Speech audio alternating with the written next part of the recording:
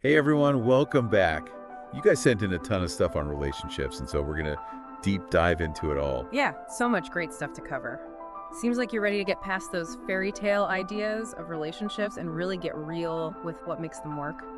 Totally. And I have to say, one thing that really stood out in what you all sent was this whole idea of focusing on yourself first, before even thinking about bringing someone else into the picture. It is pretty interesting, right? I mean, so many people buy into that finding the one to complete them kind of thing, but this source material totally flips that around. It's saying that going into a relationship expecting your partner to fix you is a recipe for disaster, like trying to build a house on shaky ground. It's just going to fall apart at the first sign of trouble. Wow, that's a really strong image. I think a lot of people can relate to that feeling of wanting someone to come in and save you or make you feel whole. But what I'm hearing from these sources is that real strength in a relationship, the kind that lasts, comes from individual growth, not relying on someone else to fill all your gaps. Totally. It makes so much sense. If you're already bringing a whole confident self to the table, you're not desperately searching for someone to complete you. It's more about finding someone awesome to share the journey with. And that is where the magic happens. And one of the key tools for building this strong foundation, according to the source material, is something called emotional check-ins. Emotional check-ins. Okay, I've heard about couples doing check-ins, but is this saying we should be doing these with ourselves even before we're in a relationship? Oh yeah, absolutely. This is about getting really familiar with your own emotions. Yeah. Understanding your triggers, learning how to deal with difficult feelings without blaming everyone else. It's like setting aside time for a weekly meeting with yourself, maybe Sunday evening with a cup of tea or whatever works for you. But you're asking yourself, how am I really feeling? What's been going on inside? What do I need right now? Yeah. This kind of self-awareness is so huge. And not just for romantic relationships either, for everything. I get that. I tried journaling before, but it never really stuck. But this idea of a structured emotional check-in feels a lot more, actionable. And it makes total sense that if you can master this on your own first, it sets you up for a way healthier dynamic when you do decide to bring a partner into the mix. Okay, so speaking of healthy dynamics, the source material also talks a lot about boundaries. And I feel like this is something so many people struggle with. Oh, for sure. Setting boundaries is a crucial skill. But what the sources emphasize is that boundaries aren't about building walls and shutting people out. They're more about creating this clear understanding of what you're comfortable with and what you're not okay with. It's all about respecting yourself and making sure the people in your life respect you too. Okay, so that all makes sense in theory. But how do we actually do that? Where do you even begin with defining your own boundaries? Well, it starts with being honest with yourself about your own needs and limits. You have to ask yourself, what makes me feel safe and respected? What are the things I absolutely will not compromise on? Like, imagine your partner is constantly checking your phone without your permission. A healthy boundary in that situation would be clearly saying, hey, this behavior makes me uncomfortable. Please respect my privacy. That's a great example because it shows that boundaries aren't just about these big life decisions. They come up in those small everyday moments too. Exactly. And it takes courage to speak up for yourself, to advocate for your needs. But when both people in a relationship are clear about their boundaries, it creates a much more balanced and respectful dynamic for everyone. It's already making me think about some areas in my own life where I could be setting some stronger boundaries. Not even just in romantic relationships, but with friends and family too. So what else does the source material have to say about creating this solid foundation within ourselves? Before we even think about adding a partner into the equation. Well, there's a really interesting section on emotional independence, which argues that losing yourself in a relationship can be just as harmful as going into one with a ton of baggage. Oh, that definitely resonates. I've seen those couples where they kind of morph into one person and you lose track of who they were individually before they got together. The sources actually have this great line. Your partner should add to your happiness, not be the sole source of it, which I think is so brilliant. I know, right? It speaks volumes about the importance of maintaining your own identity even within a relationship. You need your own interests, your own passions, your own friends, separate from your partner. Think of it like this. Your partner should be enhancing your life, not becoming your entire life. And this is where understanding the difference between healthy interdependence and unhealthy codependence becomes really important. Okay, I'm all ears. Break that down for me. What's the difference? So think of it this way. In a healthy interdependent relationship, you're supporting each other while also holding on to your own individuality. You can lean on each other, but you're not totally reliant on each other for happiness or validation. It's about having a strong sense of self and then choosing to share your life with someone who complements you, not completes you. That makes a lot of sense. So it's not about becoming this isolated unit, but more like two individuals choosing to walk alongside each other, each with their own unique path and journey. Exactly. And that brings us to another common myth that the sources debunk, the idea of the 50-50 relationship. Oh, I'm curious about this one. I think so many people get stuck on the idea of having to split everything perfectly down the middle in a relationship. And it's just not realistic. The source is saying it's not about keeping score or expecting a perfectly equal exchange all the time. It's about both people being fully committed, putting in their best effort. But it's not going to be a perfect 50-50 split every single day. So it's less about measuring every little thing and more about the bigger picture.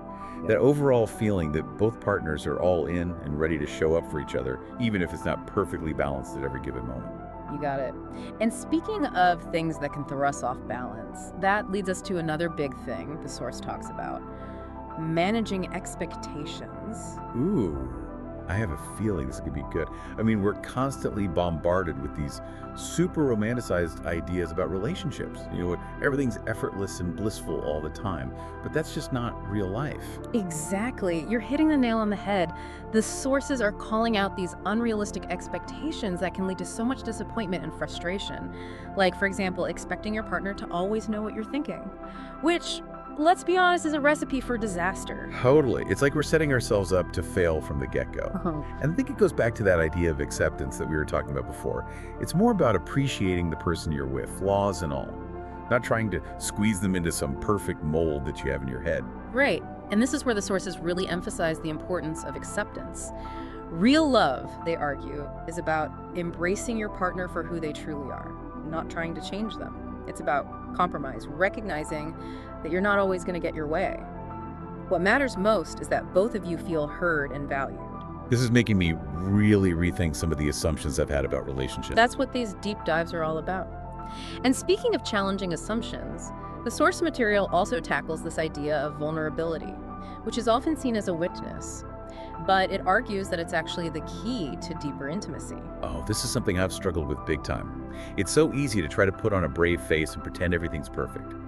But what the sources are saying is that real connection comes from letting your guard down and letting your partner see your authentic self, imperfections and all. There's this line that really stuck with me.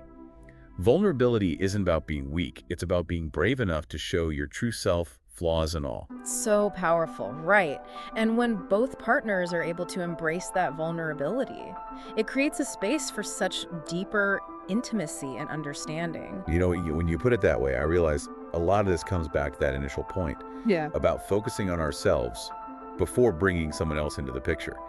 If we haven't done the work to understand and accept our own flaws and vulnerabilities, how can we possibly expect to do that with someone else? Wow, that's a great point. And it shows how interconnected all of these concepts really are.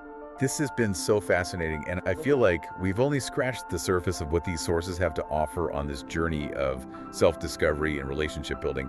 So what else is in store? What else do these sources have to say about navigating this whole relationship thing? Well, there's a whole section on letting go of the fantasy of the perfect partner, and I have a feeling it's going to resonate deeply with everything we've been talking about so far. Yeah, this whole perfect partner fantasy is something I think we all wrestle with on some level. Totally. It's like we're always looking for someone who's going to check off all the boxes on our list. Right. And the source material really digs into this, saying that when we cling to those unrealistic expectations, it's just setting us up for disappointment and frustration. Like we're trying to force a square peg into a round hole. It's not going to work. And social media doesn't help. All those perfectly curated, romanticized versions of relationships. It makes it so easy to believe that if our own relationships aren't picture perfect, then something must be wrong. It's definitely a challenge in today's world to stay grounded in reality. But these sources are reminding us that real, lasting love isn't about finding someone who meets some imaginary ideal. It's about choosing to love someone, flaws and all, and allowing them to choose us too. That's such a beautiful way to put it. It takes all the pressure off this idea of finding someone to complete us. And instead, it's about appreciating the unique qualities of the person standing right in front of you, imperfections and all. Exactly. It's about recognizing that real people, with all their quirks and complexities, are way more interesting and lovable than any fantasy we could cook up. And this ties directly into the Source's warning about trying to control or change our partners. Oh, I've been there for sure. You start with these little suggestions, thinking you're helping them become a better version of themselves, but it always backfires, doesn't it? It really does. There's this line from the Source that really struck a chord with me. Relationships are not about controlling or changing the other person to fit your ideal version of a partner. It's such a powerful reminder that acceptance is key. So important, because trying to control someone sends the message that they're not good enough as they are. It undermines trust and respect. It's like saying, I love you, but only if. And that kind of conditional love is the opposite of what we're aiming for, right? Yeah, it's the exact opposite. The Source really emphasizes that real love is unconditional. It's about embracing the whole person, not just the parts that fit our ideal. And when both partners can embrace that mindset of acceptance, it creates space for growth and evolution within the relationship, doesn't it? Absolutely. It's like you're both on this journey together, supporting each other's individual paths while also navigating the shared path of the relationship.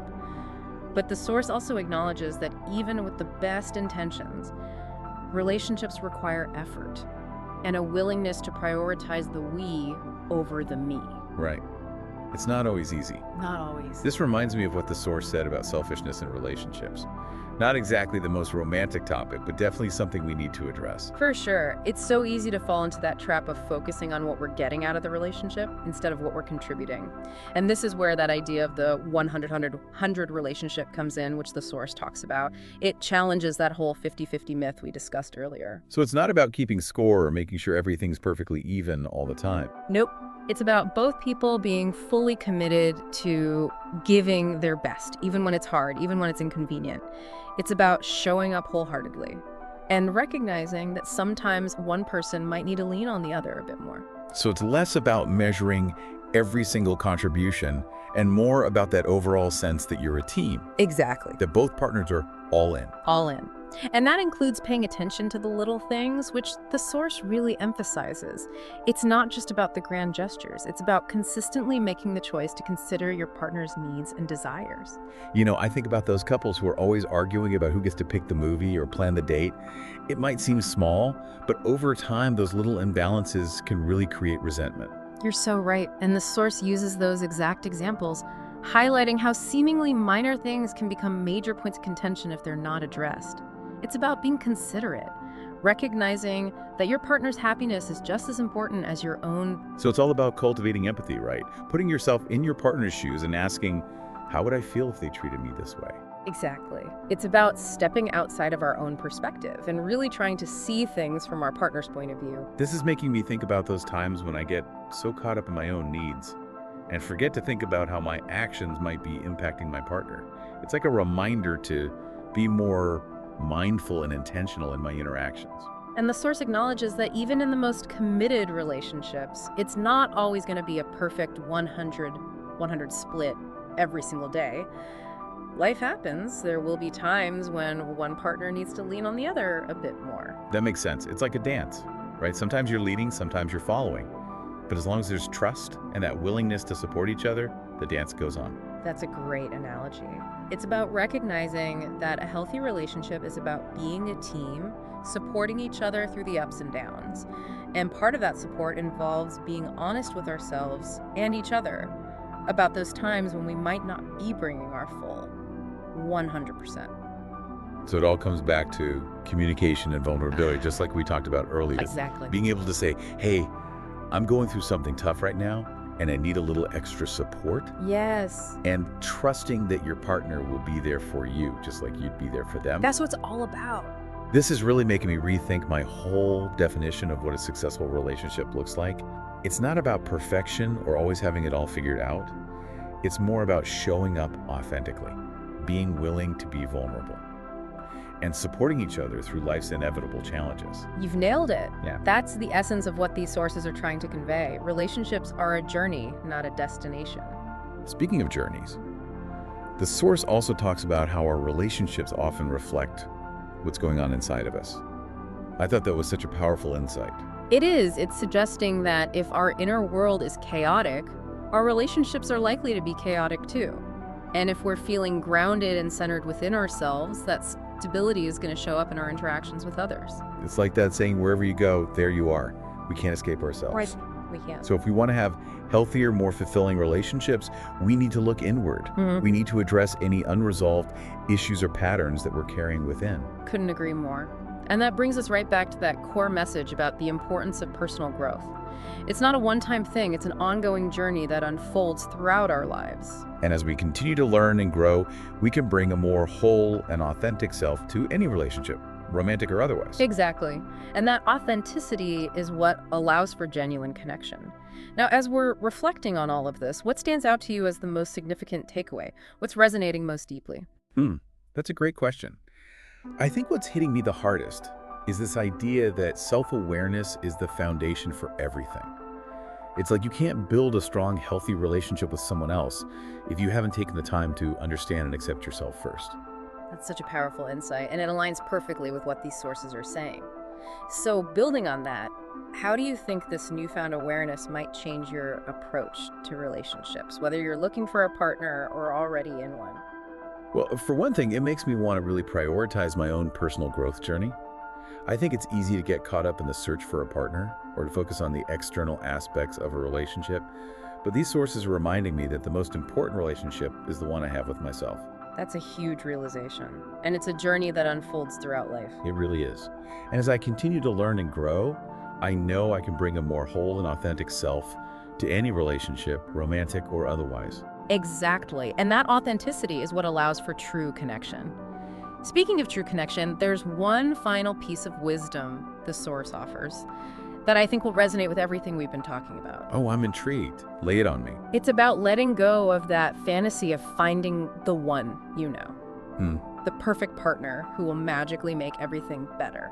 Yeah, we've talked about self-awareness and boundaries and expectations and all that. But this idea of the one, it's like the ultimate expectation, isn't it? It's setting ourselves up for disappointment from the start. Exactly. The sources are really clear about this. Real, lasting love is not about finding someone who checks every box on our list.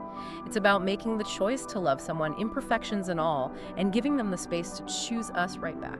So it's about that conscious decision to love and be loved. Flaws and all, it's not something that just happens to you, it's an active choice. That's a beautiful way to put it. And you know, it really connects back to all that we've been talking about. Self-awareness, acceptance, vulnerability.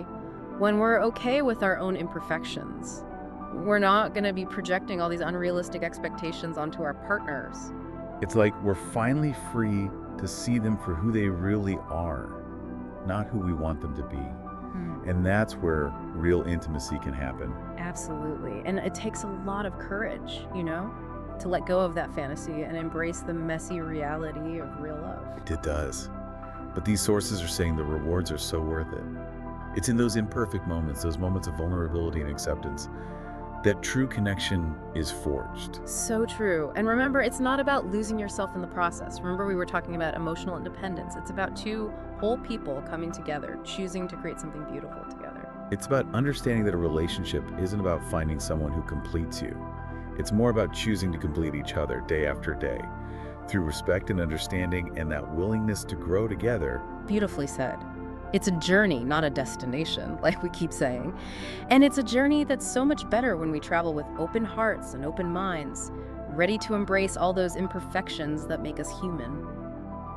This deep dive has been so eye-opening. I feel like I've learned so much, not just about relationships, but about myself too. You know, I'm thinking back to the very beginning of our deep dive. The sources were really strong on that point about personal growth being the foundation of any successful relationship. Now that we've gone through all these different aspects of what makes relationships work, has your perspective on that initial point changed at all? It's interesting, you know, going through all of this, the communication, the boundaries, vulnerability, acceptance, it really brings home how interconnected it all is. It's like personal growth isn't just something you do before a relationship. It keeps happening within the relationship too. So it's not like you hit some level of self-awareness and then you're good to go, ready for a relationship. It's more like the relationship itself helps you to keep growing and evolving. Exactly. It's this dance between your own individual growth and the growth that happens with your partner. That's what makes it so dynamic. It makes me think back to what the sources said about how our relationships reflect what's going on inside of us. If we're bringing all this unresolved baggage or unrealistic expectations to the table, it's going to show up in our interactions. But if we're truly committed to our own personal growth, that positive energy is going to flow out into our relationships too. Absolutely. And maybe, just maybe, the real work of relationships isn't about finding that perfect person. It's about becoming the best version of ourselves so we can show up authentically and create that loving, supportive space for our partner to do the same. That is such a powerful way to think about it. It's not about seeking validation from someone else or trying to force them to fit into some idea we have in our head. It's about doing our own inner work so we can meet each other as we truly are. And isn't that what real love is all about? Meeting in that space of honesty and acceptance and growing together. I love that. So, as we wrap up this incredible deep dive, is there one last piece of wisdom that the source offers? Something to leave our listeners with as they continue on their own relationship journeys? You know there is. And it ties into everything we've been talking about today. The source asks this question, and it's a good one. What's one small step you could take today to build a stronger foundation within yourself for a future relationship? That's a great question. It brings us right back to that core message about self-awareness and personal growth being the foundation for everything. It's not just about understanding these ideas, it's about taking action. Exactly. To all our listeners out there, we leave you with that question. What is one small step, no matter how small, that you can take today to nurture yourself, to grow, to become the best version of you? And if you're already in a relationship, how can you use one of these ideas we talked about today to strengthen that connection? Remember, it all starts with you. That is the perfect note to end on. Thanks for joining us on this deep dive into relationships. Until next time, keep exploring.